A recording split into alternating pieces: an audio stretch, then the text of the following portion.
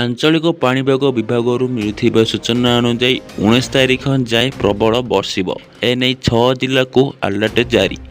ଖବରଟି ଜାଣିବା ପୂର୍ବରୁ ଆପଣ ଯଦି ଆମ ଚ୍ୟାନେଲକୁ ପ୍ରଥମ ଥର କରି ଆସିଛନ୍ତି, ଚ୍ୟାନେଲକୁ ସବସ୍କ୍ରାଇବ୍ କରିବା ସହ ଭିଡ଼ିଓକୁ ବହୁମାତ୍ରାରେ ସେୟାର କରିବାକୁ ଜମାରେ ବି ଭୁଲନ୍ତୁ ନାହିଁ।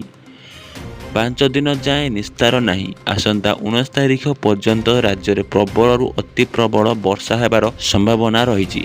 ସକ୍ରିୟ ଅବପାତ ବର୍ତ୍ତମାନ ଦୁର୍ବଳ ହୋଇଛି। ଏନେଇ ଝାଡ଼ଖଣ୍ଡ ବିହାର ଉପରେ ଅବସ୍ଥିତ ସକ୍ରିୟ ଅବପାତ, ତେଣୁ ଏହା ପ୍ରଭାବରେ ପଶ୍ଚିମ ଓଡ଼ିଶାରେ ପ୍ରବଳ ବର୍ଷା ହେବାର ସମ୍ଭାବନା ଥିବା ନେଇ ସତର୍କ କରିଛି ଆଞ୍ଚଳିକ ପାଣିପାଗ କେନ୍ଦ୍ର। ଏନେଇ ବିଭିନ୍ନ ଜିଲ୍ଲାକୁ ପାଣିପାଗ ବିଭାଗ ପକ୍ଷରୁ ସତର୍କତା ଜାରି କରାଯାଇଛି।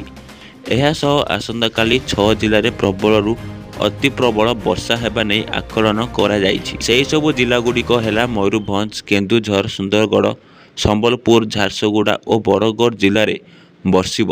ଏନେଇ କାଲି ପାଇଁ 6 ଜିଲ୍ଲାକୁ ଅରେଞ୍ଜ ୱାର୍ଣ୍ଣିଂ ଜାରି କରାଯାଇଛି।